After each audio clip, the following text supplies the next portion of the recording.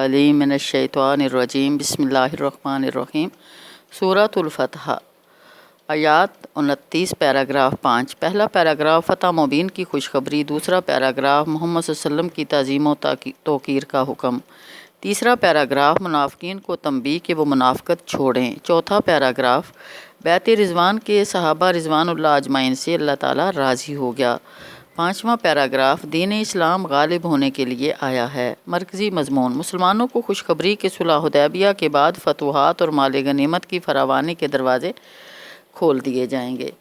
زمانہ نزول اور پس منظر: سورۃ الفتح ذوالقعدہ 6 ہجری میں صلح حدیبیہ کے بعد مکہ المکرمہ سے مدینہ منورہ کی جانب واپسی کے سفر میں نازل ہوئی۔ جنگ احزاب اس سے پہلے 1 سال شوال 5 ہجری میں قریش مکہ اور دیگر کئی قبائل نے مل جل کر مدینہ منورہ کو گھیر لیا تھا۔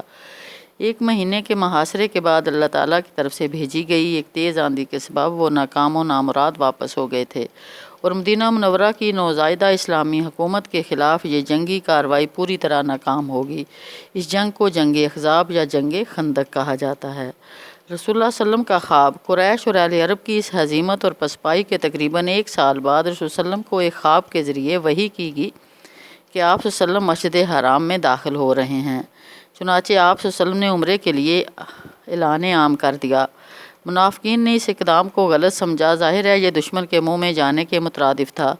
صرف 1400 مخلص صحابہ رضوان اللہ اجمعین رسول صلی اللہ علیہ وسلم کے ساتھ احرام باندھا اور اپنی اپنی نیاموں میں تلوار رکھ کر 70 قربانی کے اونٹوں کے ساتھ مکے کی طرف رسول صلی اللہ علیہ وسلم کی قیادت میں عازم عمرہ ہوئے۔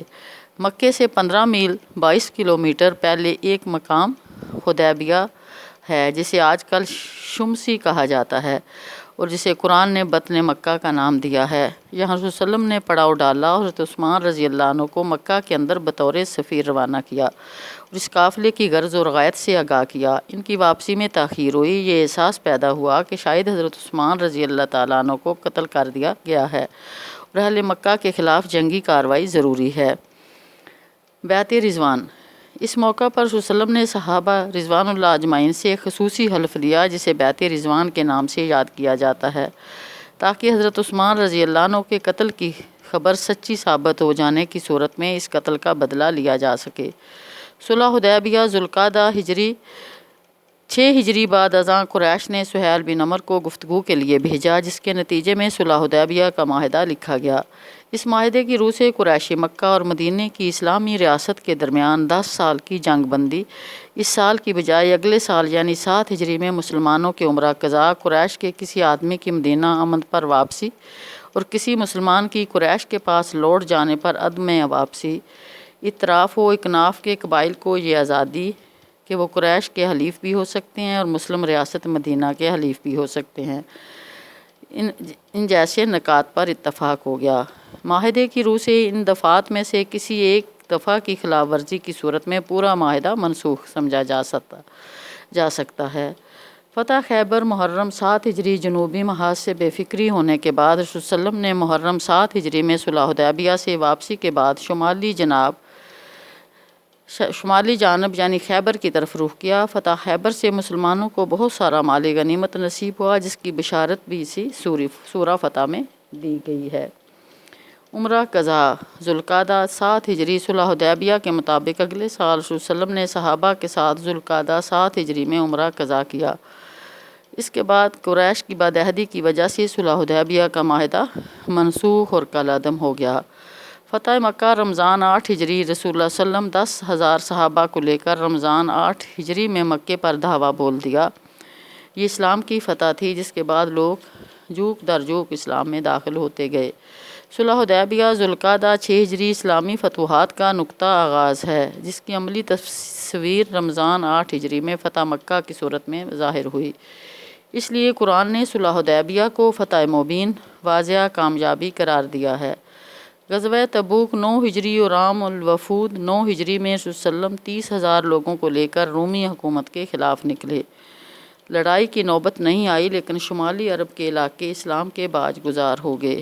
یہی عام الوفود تھا۔ مختلف قبائل کے لوگ مدینہ آ کر مسلمان ہوتے گئے۔ اگلے سال 10 ہجری میں آپ صلی اللہ علیہ وسلم نے حج کیا جس میں 1 لاکھ سے زائد لوگوں نے شرکت کی۔ 3 माह बाद रबीउल अव्वल 11 हिजरी में इंतकाल फरमा गए। खिलाफत राशिदा की फतूहात। हज़रत अबू बकर रज़ी अल्लाह अन्हु के दौर खिलाफत में इराक़ और शाम की तरफ पेशकदमी हुई। हज़रत उमर रज़ी अल्लाह अन्हु के दौर खिलाफत 13 ta 23 हिजरी के दौरान उर्दन और हमस, 14 हिजरी में मदाइन बैतुल मक़दस, 16 हिजरी में खुशखस्तान, 17 हिजरी में इस्फ़हान मिस्र और सिकंदरिया और 21 हिजरी में हमदान लीबिया, अज़रबैजान, आर्मेनिया और खरासान, 22 हिजरी में फ़ारस करामान, 23 हिजरी में फ़तह हुए। ये सब इन्ना फ़तहना लका फ़तह मुबीना की बिशारत की अमली ताबीरें थीं। सूरा फ़तह के फ़ज़ाइल। सूरतुल फ़तह आप वसल्लम को दुनिया और उसकी तमाम नेमतों से ज़्यादा महबूब थी। हज़रत ज़ैद बिन असलम अपने वालिद से रवायत करते हैं कि रसूल सल्लम एक सफ़र में जा रहे थे कि हज़रत उमर रज़ी अल्लाह अन्हु भी आपके साथ थे। रात का वक़्त था। हज़रत उमर रज़ी अल्लाह अन्हु ने आप वसल्लम से किसी चीज़ के बारे में सवाल किया, लेकिन हजूर सल्लम ने कोई जवाब नहीं दिया। हज़रत उमर रज़ी अल्लाह अन्हु ने दूसरी मरतबा सवाल किया, लेकिन रसूल सल्लम ने कोई जवाब नहीं दिया। तीसरी मरतबा फिर हज़रत उमर रज़ी अल्लाह अन्हु ने सवाल किया, लेकिन रसूल सल्लम ने कोई जवाब नहीं दिया। हज़रत उमर रज़ी अल्लाह अन्हु ने अपने आप से अफसोस करते हुए कहा, सकल तुम उमरा, उमर की माँ इसे गुम कर दे। रसूलुल्लाह सल्लम से तूने 3 मरतबा सवाल किया, लेकिन रसूल सल्लम ने तुझे कोई जवाब नहीं दिया। हज़रत उमर कहती हैं कि मैंने अपने ऊँट को हरकत दी और लोगों से आगे बढ़ गया। मुझे खौफ था कि कहीं मेरे बारे में कुरान पाक की कोई आयत नाज़िल ना हो जाए। अभी थोड़ी देर हुई थी कि मैंने एक आवाज़ देने वाले को सुना जो मुझे पुकार रहा था। मैंने कहा कि मुझे तो खदशा था ही कि मेरे बारे में कोई आयत नाज़िल ना हो जाए। मैं रसूल सल्लम के पास आया और आप सल्लम को सलाम किया और आप सल्लम ने फरमाया, लक़द उन्ज़िलत अलैया लैलता सूरतुन लहिया हब्बु इलैया मिम्मा तलअति शम्सु अलैहि सुम्मा क़रा इन्ना फ़तहना लका फ़तहन मुबीना। आज रात मुझ पर एक ऐसी सूरत नाज़िल की गई है जो मुझे हर उस चीज़ से ज़्यादा महबूब है जिस पर सूरज तलू होता है। फिर आप सल्लम ने आयत तलावत की, इन्ना फ़तहना लका फ़तहन मुबीना। सही बुखारी। सूरतुल फ़तह का किताबी रबत। पिछली सूरत मोहम्मद में जिहाद और इन्फाक का मुतालबा किया गया था और बताया गया था कि बुखल का रवैया इख्तियार करने पर अल्लाह ताला अपने कानून इस्तबदाल के तहत किसी और कौम को उठाकर इससे जिहाद और इन्फाक का काम ले सकता है। यहाँ इस सूरत अल-फ़तह में जिहाद और इन्फाक के फ़वाइद और समरात की बशारत है, जिसकी निशानदेही मग़ानिम कसीरतिन के लफ़्ज़ से की गई। इस सूरत अल-फ़तह में उन लोगों का ज़िक्र है जो उम्रे के सफ़र के लिए वसल्लम के साथ नहीं गए और ये बदगुमानी कर रहे थे कि ये लोग बख़ैर वापस नहीं लौटेंगे। अगली सूरत सूरतुल हुजरात में वाज़िया कर दिया गया कि महज ज़बान से ईमान लाने वाले मोमिन नहीं हो सकते। वो इस्लाम के दबदबे से मरूब होकर मुसलमान हो गए हैं। सच्चे मोमिनों की 5 सफ़ात बयान की गई कि वो अल्लाह पर ईमान लाते हैं, रसूल पर ईमान लाते हैं, फिर शक में मुब्तला नहीं होते, फिर माल से और उसके बाद जान से अल्लाह की राह में जिहाद करते हैं। यही सच्चे लोग हैं। आम कलीदी अल्फाज और मज़ामीन। सूरतुल फ़तह में अल्लाह ताला के लश्करों जुनूद का ज़िक्र। इस सूरत में 2 मरतबा आयात और 4 और 7 में ये बात मुसलमानों को ज़हन नशीन कराएगी कि फ़तह और नुसरत अल्लाह की जानिब से ही आती है। ज़मीन व आसमान के सारे जुनूद यानी सारे लश्कर अल्लाह के इख्तियार में हैं। वलिल्लाहि जुनूदुस समावाति वल अर्ज़। आयत 13 में बताया गया कि आसमानों और ज़मीन की बादशाहत अल्लाह ताला ही की है। वलिल्लाहि मुल्कुस समावाति वल अर्ज़। ज़ाहिर है जिसकी बादशाहत लामहदूद हो उसके लश्कर भी लामहदूद होंगे। सूरतुल फ़तह में मुनाफ़िकीन की बदगुमानियों ज़न्न सौ का तज़किरा। रसूल सल्लम और सहाबा के बारे में बदगुमानी ज़न्न सौ करने वाले मुनाफ़िकीन को 2 मरतबा तंबीह की गई। अल्लाह मुनाफ़िकीन और मुशरिकीन को सज़ा देगा, उन पर अल्लाह का गज़ब होगा, लानत होगी और वो जहन्नमी होंगे। अस्तग़फिरुल्लाह। वयुज़्ज़िबुल मुनाफ़िकीन वल मुनाफ़िकात वल मुशरिकीन वल मुशरिकात ज़ानीन बिल्लाहि ज़न्न सौ अलैहिम दायरतुस सौइ फ़ग़ज़िबल्लाहु अलैहिम वलअनहुम वअद्दा लहुम जहन्नम वसाअत मसीरा। आयत 6।